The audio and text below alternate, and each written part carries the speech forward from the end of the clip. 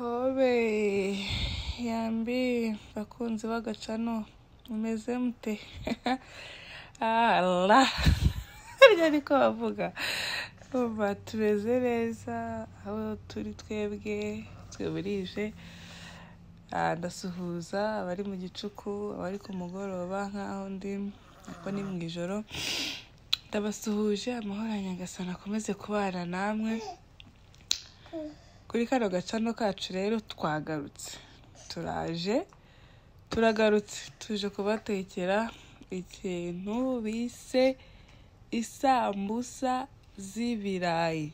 Ku bakunzi b'izo sambusa rero twe tuzita ibiraha. Abakunzi bagenzi bagenda basuhuje. Uno munsi rero tuje guteka ibiraha. Nta bindi bintu byinshi dufite turi bukoreshe, ni ibirayi byacu. Turaza kubitogosa plutôt, noneho tubitogosa nk'ibisanzwe, dushyiramo ibirungo dushaka, se ibirayi na poiro nibyo nge nakoresheje. Hanyuma pfundikire bishye. Nta mavuta ndi bukoreshe, ndabitogosa gusa kuko murabizi ko ibiraha cyangwa se isambusa tuziteka mu mavuta. Rero ayo mavuta yose ntago wayavamo, urabitogosa niko babikora. Hanyuma ugashyiramo akunyu ukabiteka nk'ibisanzwe. Hanyuma ukaza gukurikizaho izindi step zigiye zikurikira. Aha rero mfite ndaza gutekesha, ntago ndi bukore biriya dukora by'ifarine ugakora urupapuro. Icyo bita urupapuro ku bantu babimenyereye nyine ni iranuze kuriya tuzinga isambusa, kiriya kari akantu k'inyuma tuba twakoresheje, hanyuma ukaza gushyiramo inyama cyangwa se ibirayi ibyo wateguye gukoresha uwo munsi. Twebwe rero turaza gukoresha capati, nibwo buryo bworoshye twabazaniye mwajya mutekamo ibiraha ku bakunzi babyo cyangwa se isambusa. Rero mbanje kuzishyushya muri microwave, zayi zikonje nyine nayenzikuye muri firigo. Hanyuma zise nk'izorohamo, ubundi nzikate mu buryo bwabugenewe kugira ngo nze gukuramo forme y'ukuntu ikiraha cyangwa se isambusa ibiforme. Rero hano ibirayi byacu muri kubona ko byenda gushya, ndimo kubicekinga. Hanyuma tuhite dukomeza mbere ku kuntu tugiye gukora ibiraha. Ibyo nibyo bikoresho rero nza kuba mfite. Ibirayi byacu byahiye, nibyo ngibyo nshaka gukoresha. Ntabwo ndi bukore isambusa nyinshi, ndakora nkeya. Capati nizo ngizo dufite, ahubwo zose nta nubwo ndi buzirangize. Ndakora nkeya uno munsi kuko kwa gatandatu mfite gutekera abantu bazansura. Izi zizahatugeza nta kibazo. Turi kwa gatanu. Okay. Ubwo rero ndafata ya capati nzirambike ku kantu kabugenewe, nzikatemo ubwo buryo mubonye. Ndamanuye ndatambika. Hanyuma nuko urupapuro rwacu ruvuyemo rumeze, ni akantu kameze nka triangle, sibyo se buriya mpande eshatu. Okay, uri kubona hari umutwe umwe ureba hejuru usongoye, hakaba n'iyo mitwe ibiri yo hasi. Ubwo ni uburyo ndi kubabwiramo, rero muri kubibona namwe.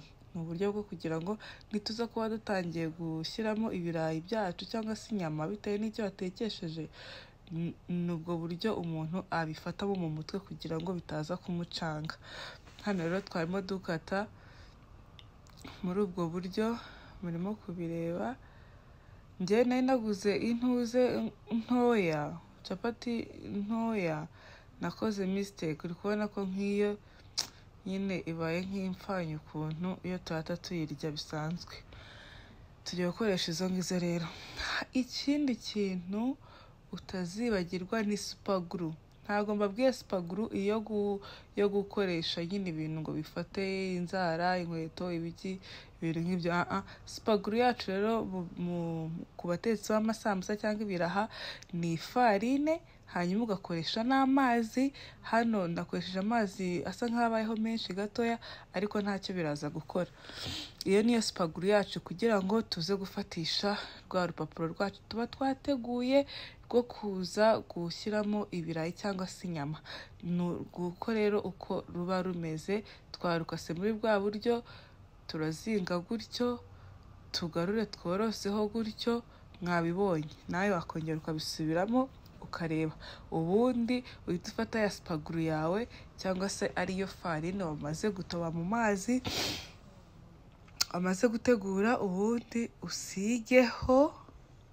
Ibi bintu birakora guys, mutabireba gutyo ngo uhite uvuga ngo ibintu bimeze nk'ubushera se ngo bira byafata.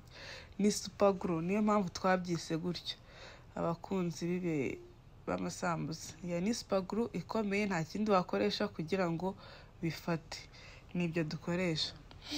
Ufite ifarini isa umweru nta kibazo, ufite isa gutyo bitewe n'ifu ufite. Njyewe nashatse gukoresha kuko n'amacapati nari mfite ni gutyo yajyaga gusa, zose nari nzifite ariko nahisemo iyo ngiyo. Uri kubona, ubundi ugafatisha.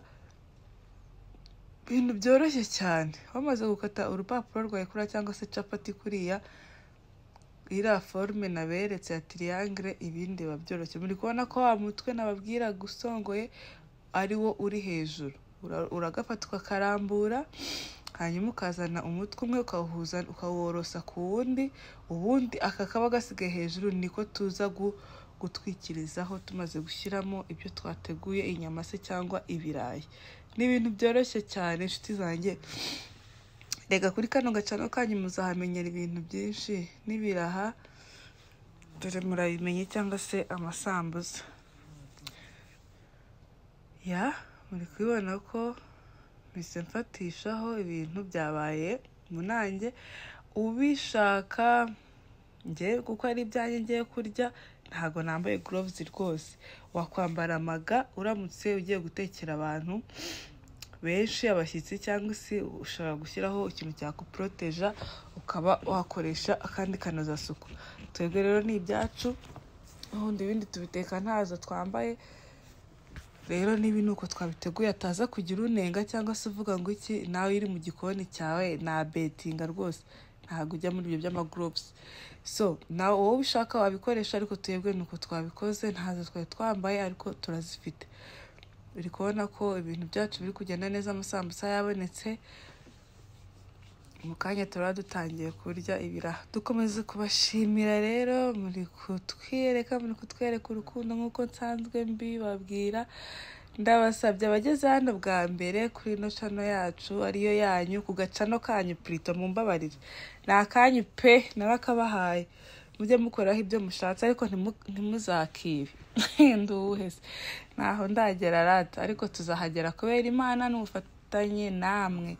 Dukomeje kubashimira rero, n'abahageze ari ubwa mbere turabasabye kugira ngo namwe mukande kuri ako kantu kanditse ngo subscribe, ubundi ukore comment cyangwa se ukore like, unasharinge ku bantu uzi bakunda ibiraha cyangwa amasambusa ariko batari bazi uburyo ki babikora mo byoroshye. Wakoresha capati zawe utiri gukora bya bintu byo biranyine muzi bigora byo gushyira mu ifu ugaponda ugashyira ku kantu kabugenewe mbese ugakora urupapuro. Uburyo bworoshye n'ubwo ngubwo nawe beretse, nawe wabwereka inshuti yawe, ubundi mukajya mwirira ibiraha buri weekend, buri uko mubishaka. So guys, turabashimiye, amahoro y'Imana akomeze kubana namwe. Ntimwibagirwe gukora subscribe, wowe wayikoze ndagushimiye, nawe utarayikora fata iya mbere uyikore, tujye dusangira ibintu byiza. Bye.